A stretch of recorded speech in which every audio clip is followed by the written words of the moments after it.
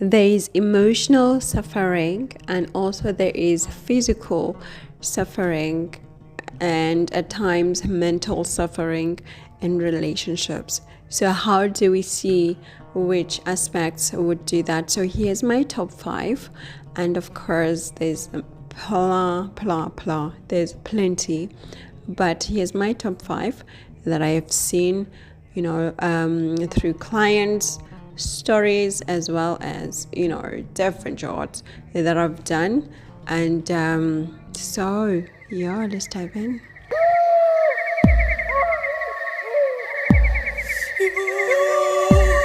All same team. Na ban. We na ban. I do hope that you're having good holidays with your families, and that you're loving on your families, and that you're taking care of them and they're taking care of you too at this time. A conjunction. Remember, with a conjunction, we can get a good conjunction or we can get a bad conjunction. So the conjunction always goes in both ways, the good and the bad. We have a quincunx, and for my Vedic love lovers, this is a 6-8 relationship. We have a semi-sextile. This is a 2-12 relationship. We have a square, which is a 10-4 relationship, and an opposite. Again, opposite such as an opposite as in the conjunction, it can go either way, the good and the bad, right?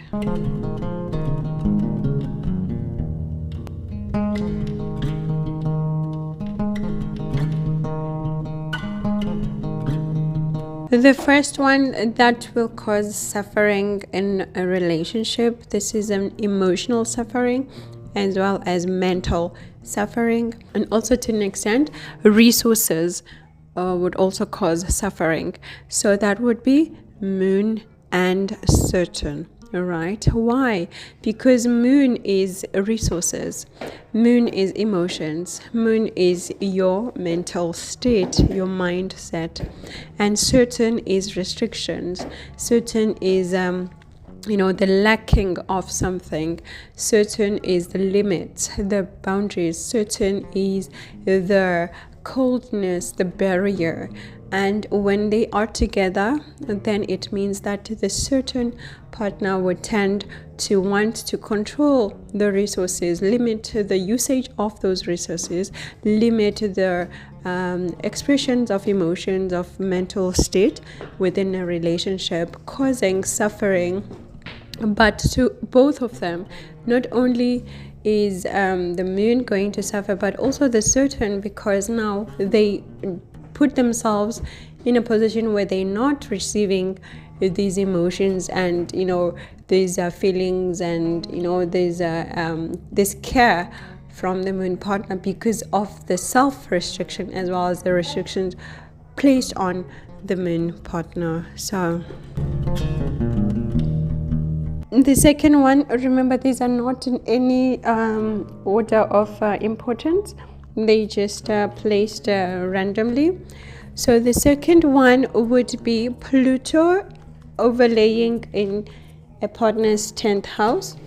Now 10th house is our status, our public image, what we're known about in the society, our profession, our deeds, and the respect that we get from the society.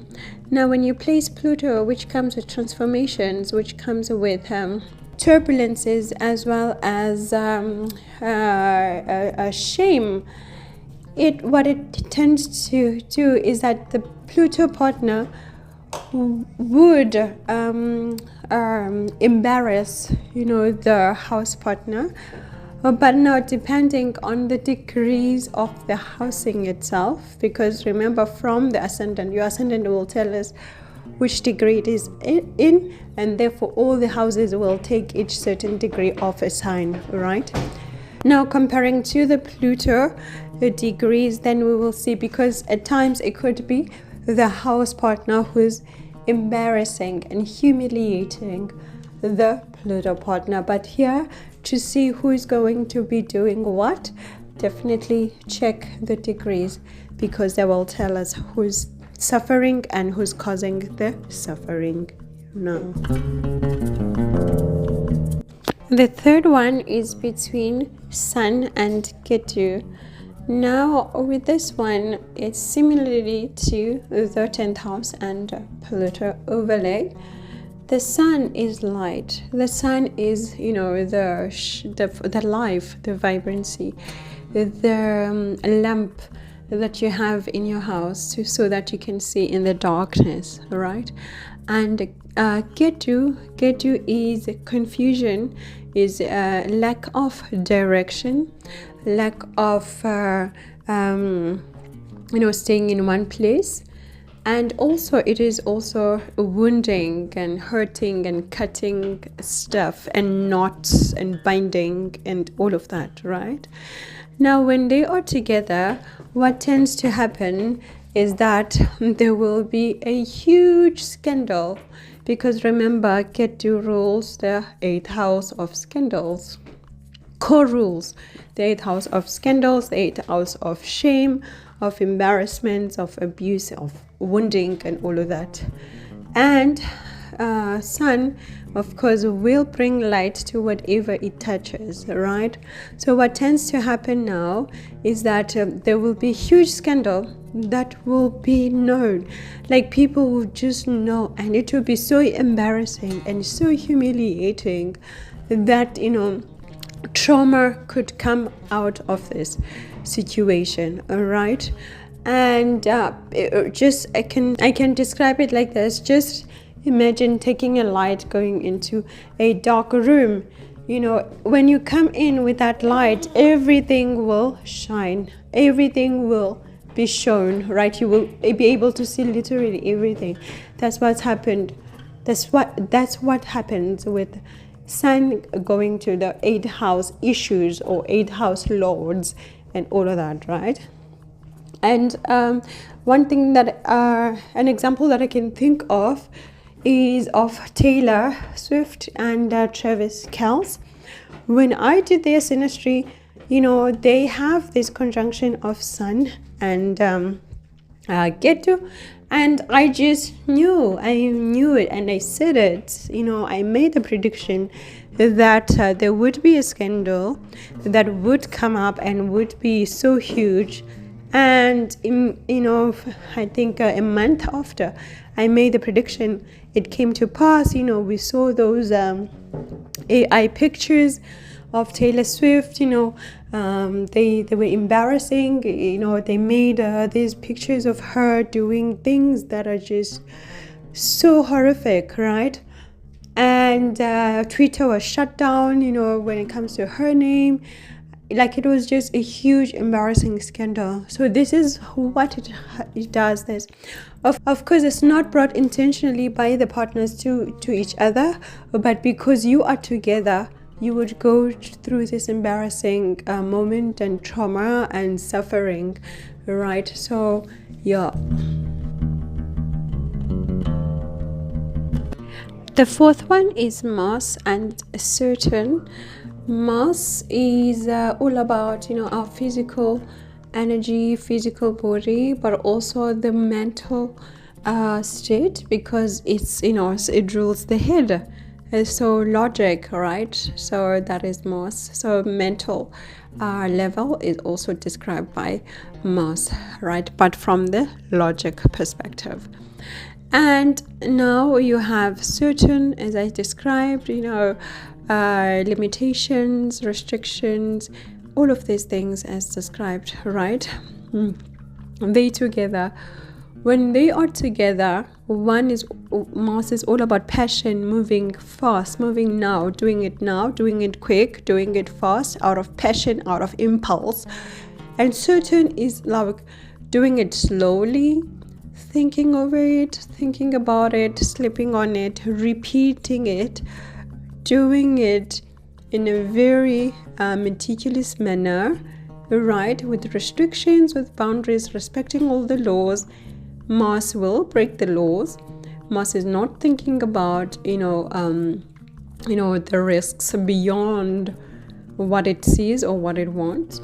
but certain wants to think about and take a long time. So now when it comes to the relationship, there would be lots of frustration, but because there's a physical energy here that is involved, they certain would want to take control, because they can see that they cannot control Mars, because Mars will be like, you can't control me.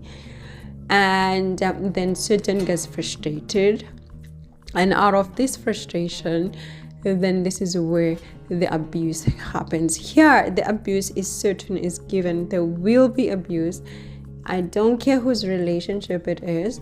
If there's Mars and certain together, there will be abuse, right? If it's not a mental abuse, because Mars, as I said, it also represents the mental, psychological, in the 8th house and 1st house, the head, the logic, right? And then certain, of course, is all about, wanting the respect because of the status, 10th house, right? 11th house, gains wishes of, being this higher being. So yeah, the physical abuse, it's like the most common thing that I see. And of course, that is huge suffering, right? But also, as I said, mental as well is also there. It's intense. It's frustrating. It's just boiling to the point of, this relationship could break if there are no other, and actually it should break because it's too much. If there are no other aspects that are making people stay together for a long time. So that is our 4th one, right? The 5th one is Moon and Ketu here. This one is literal mental suffering, and many people have literally gone crazy, and many people have had depressions.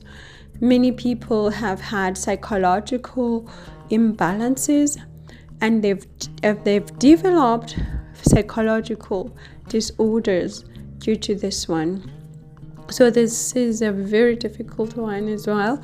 And when I'm doing the matchmaking for my clients, I literally just want to be away, far away from this one, because when you add Moon and Ketu, please, guys, do not romanticize this.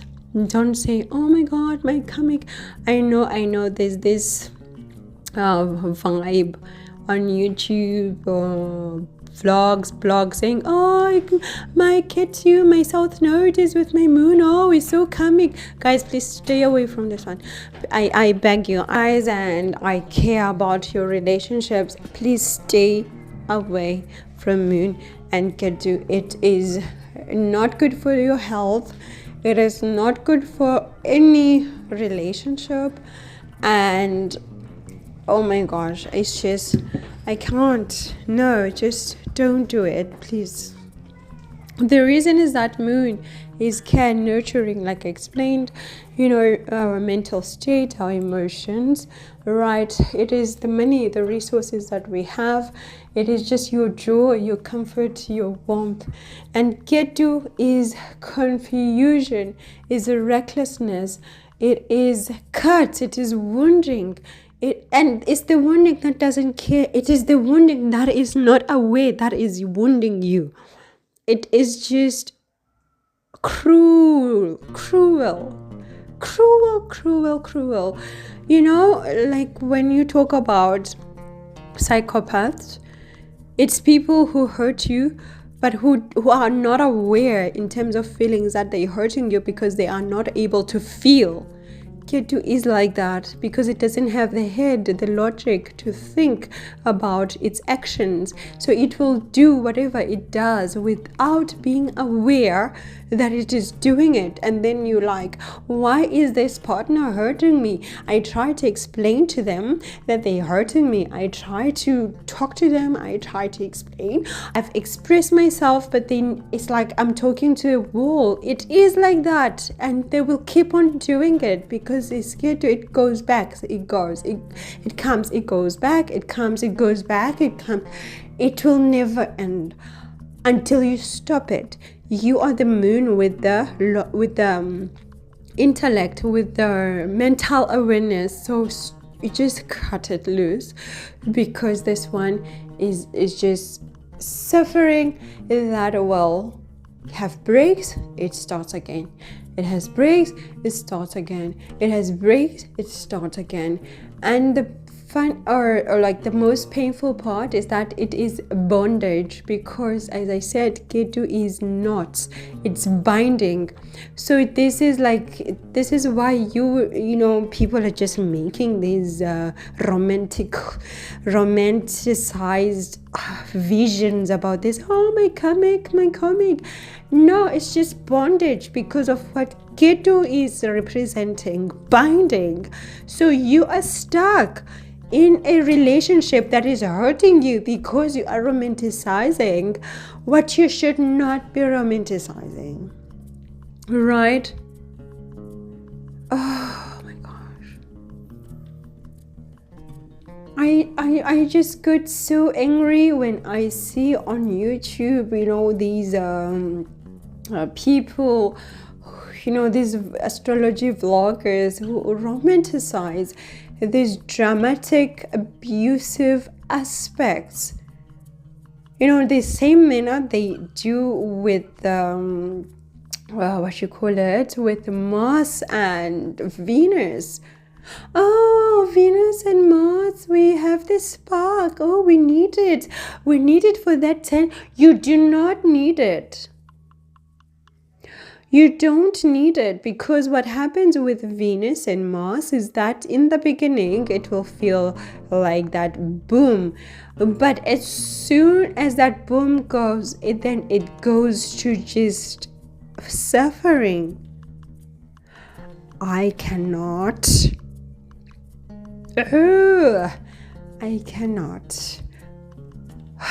tolerate the people who romanticize suffering and abuse and mental agony in relationships, and they use astrology to support their notions. No, we're going to heal. And I am here to tell you guys what actually is happening in people's real lives, because I work with people all the time. And I am trying to put this romanticized violence into its end. So I'm sorry, I just got upset, because it's like literally I'll be like scrolling on my YouTube and I see this, oh my gosh, and then I just lose it, because I'm just like, no, you cannot suggest to people a romanticized violent aspect based on your own experiences on one person, and maybe you were using other aspects, and then you thought it was that one aspect which is violent and abusive and toxic, right? I'll chat to you soon. Ciao.